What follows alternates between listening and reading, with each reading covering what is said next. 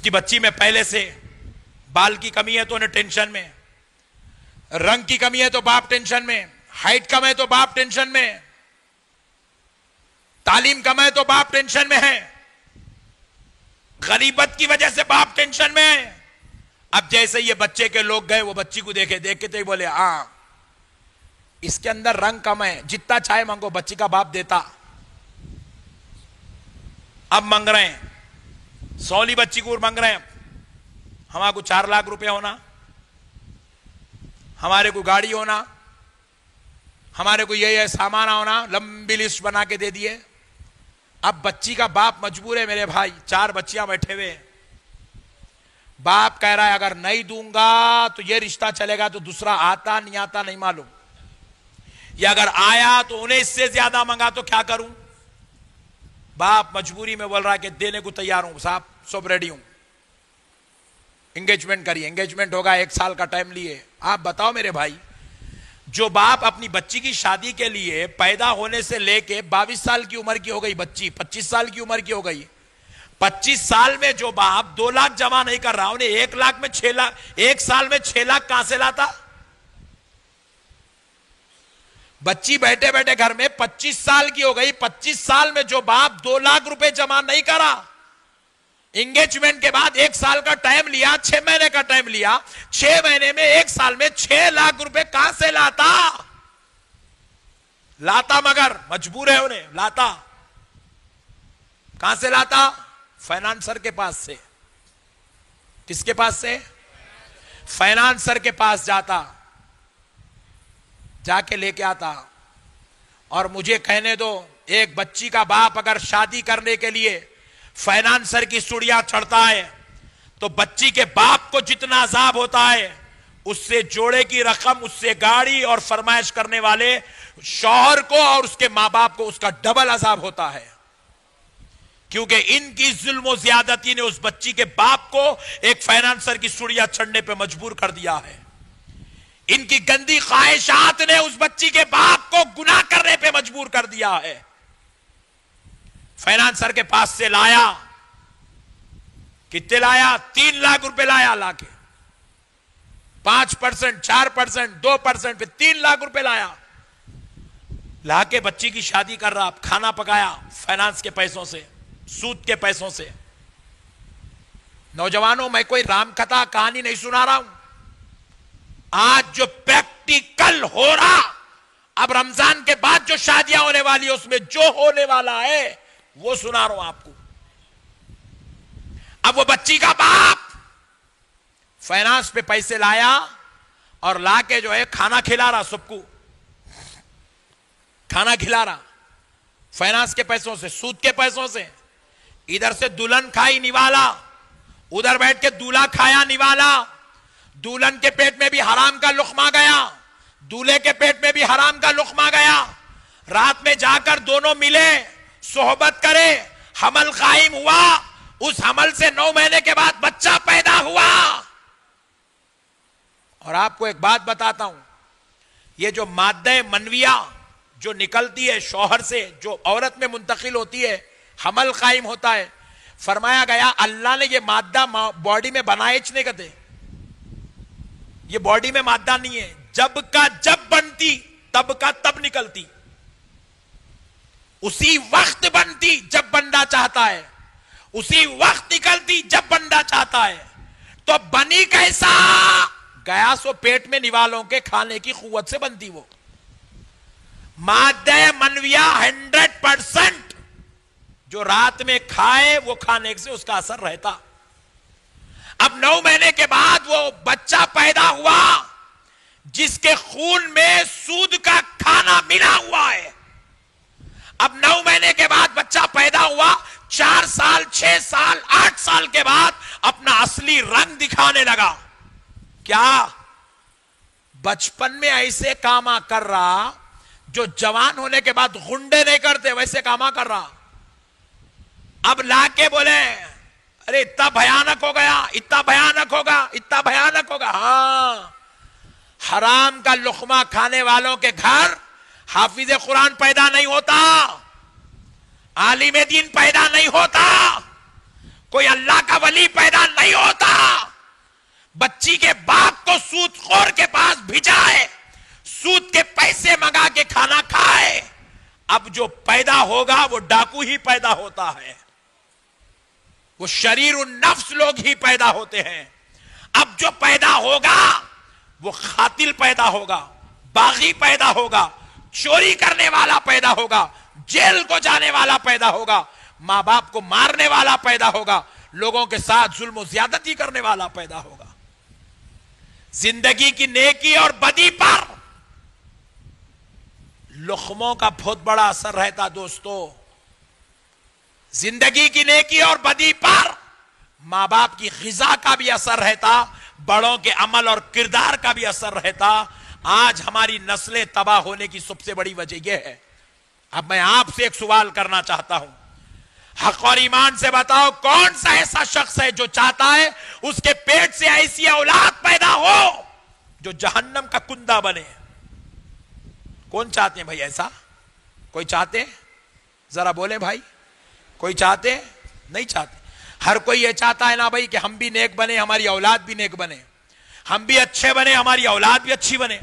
ارے ہماری اولاد تو جنتی بنے, ہماری اولاد متقی بنے, ہماری اولاد پرہیزگار بنے, ہماری اولاد نیک بنے. تو اولاد کو نیک بننا چاہتے ہو نوجوانوں, تمہارا بھائی تم سے گزارش کر رہا ہے, عورتوں سے, بچیوں سے, ان کے گھر والوں سے آپ سامان مت مانگو, جہیز مت مانگو, آپ ان سے جوڑے کی رقم مت مانگو. یہ رقم تمہارے لیے بربادی کا سبب بنی ہوئی ہے. یہ جوڑا آج امت کے لیے تباہی کا سبب بنا ہوا ہے. اے نوجوانوں, کب عقلیں آئیں گی؟ کب عقلیں آئیں گی؟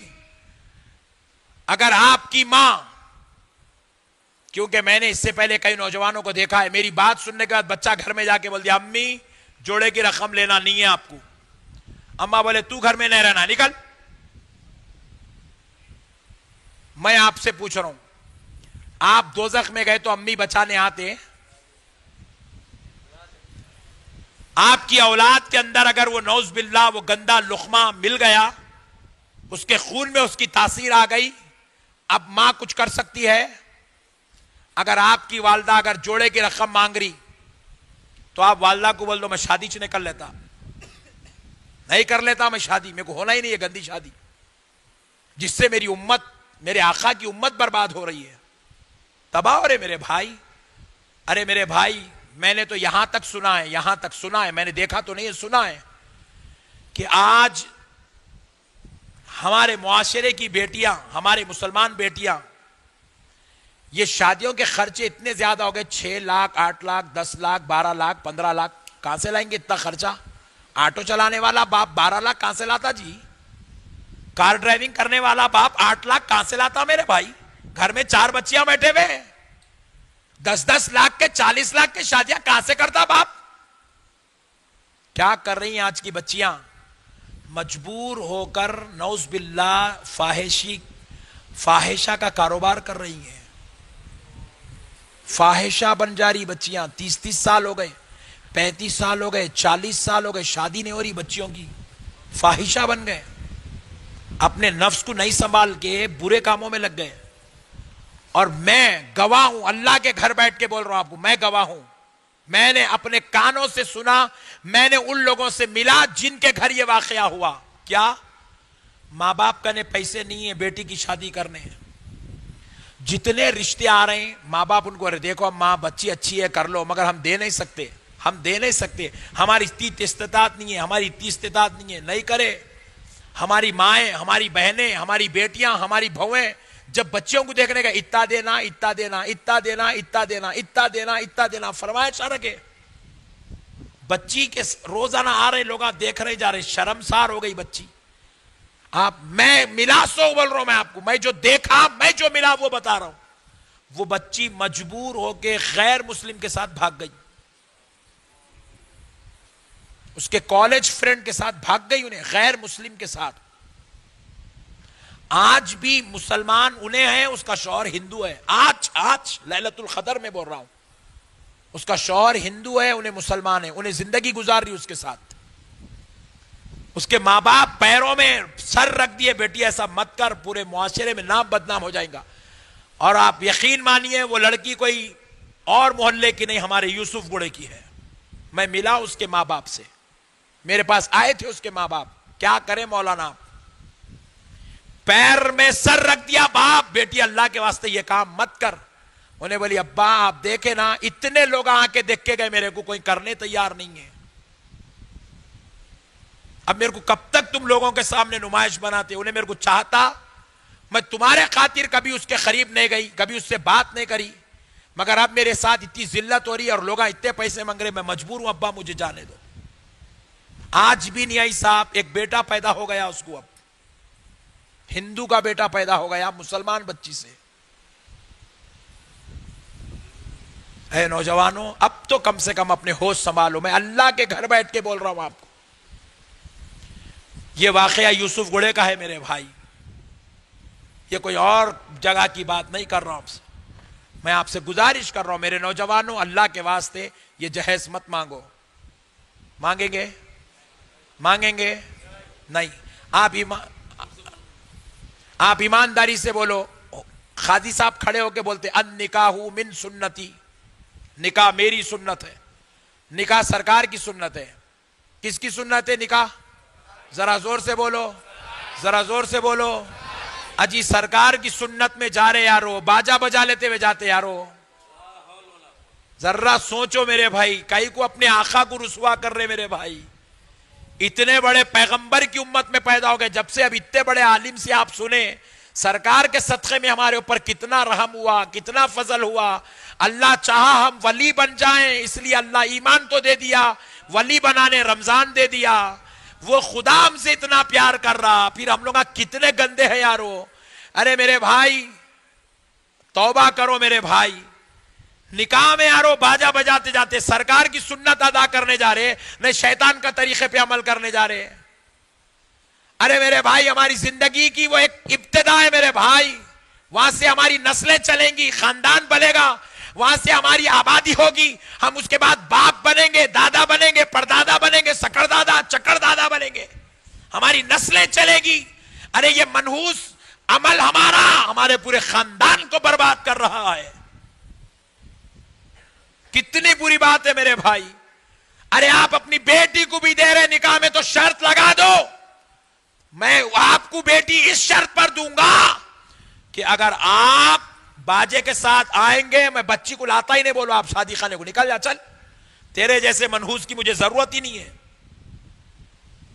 بری بات ہے میرے بھائی، سرکار کی سنت کو بدنام کر رہے ہم لوگ.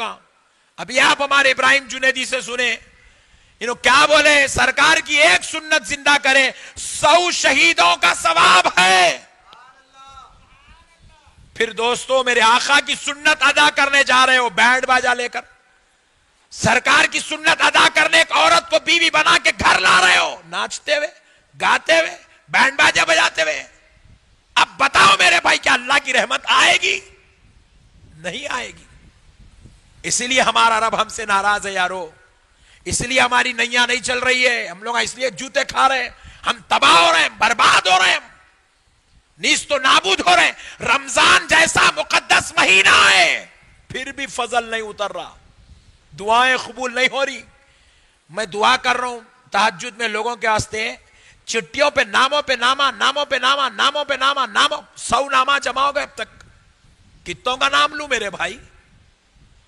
کیونکہ آج ہم برباد ہو رہے ہیں. بربادی کی وجہ ہم ہیں، ہم، کیونکہ ہم نے اس مولا کو بھلا دیا ہے، اس رب کو ناراض کر دیا ہے. اللہ کے واسطے کون کون میری اس بات پر عمل کرے گا؟ ایک بار ہاتھ اٹھاؤ. سفید داڑھی والے نکو اٹھاؤ، نوجوان اٹھاؤ. سبحان اللہ، سبحان اللہ، سبحان اللہ. چھوڑ دو. اگر تم چاہتے ہو نا تمہارا نبی محشر میں چن کے بلائے، ادھرا میں تے کو جنت میں لکھ جاتا ہوں، ادھرا میں تے کو جنت میں لکھ جاتا ہوں، ادھرا میں تے کو جنت میں لکھ جاتا ہوں. بس ایک کام کرو دوستو، غریب کی بچی کو کر کے لا لو، کچھ بھی نکو بولو.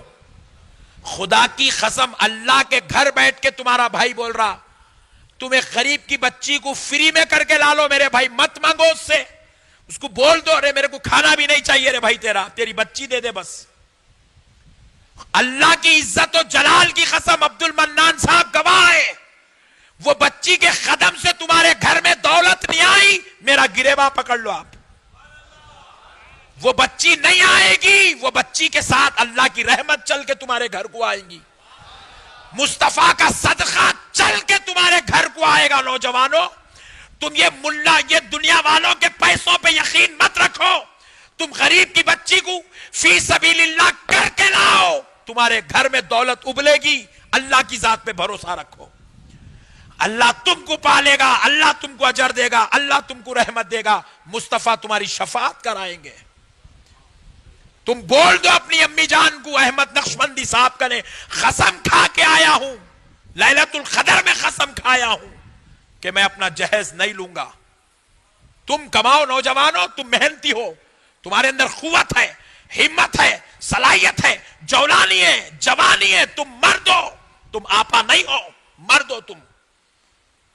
مرد کما کے سامان خریدتا ہے, مرد آپاؤں کی طرح لوگوں کے سامان پہ عیش نہیں کرتا, مرد کماتا ہے. دوستو کماؤ میرے بھائی. تم لاؤ جی الماری, کتنے میں آتی جی وہ الماری؟ 5,000 روپے کی الماری نہیں خرید سکتے تم, 20-25 ہزار کے جوڑے اپنی بیوی کو نہیں خرید سکتے تم. ارے تم چاہے تو چاند میں جا سکتے ہو. دوستو ایک بیوی کے لیے خریدنا کیا بڑی بات ہے, ایک گاڑی نہیں خرید سکتے جی تم, کئی کی جوانی اگر نہیں خرید سکتے تو کیوں کسی کے اوپر ظلم کر رہے ہو. دوستو انشاءاللہ میں امید کرتا ہوں اللہ اور اس کے رسول کو حاضر ناظر جان کے کہ آپ انشاءاللہ آج لیلۃ القدر میں آپ وعدہ کیے, آپ وعدہ خلافی نہیں کریں گے. کریں گے میرے بھائی؟ یہ جتنے بڑے بھائی بیٹھے ہیں, جتنے باپ یہاں بیٹھے, قسم کھا لو تم اپنے بچوں کو جہیز نہیں مانگو گے, اپنے بیٹوں کے لیے تم جہیز نہیں مانگو گے, تم پھگٹ میں فری میں کر کے لاؤ گے, فری میں کر کے لاؤ گے. آپ بولیں گے مولانا لوگاں ہنستے نا, لوگاں روئے کب؟ ہمیشہ ہنسنے کچھ پیدا ہوئے انہوں روئے کب؟ انہوں روئے کب میرے کو بتاؤ. آپ میرے اوپر جتنا ہنستے تمہارے اوپر کیا ہنستے میرے بھائی؟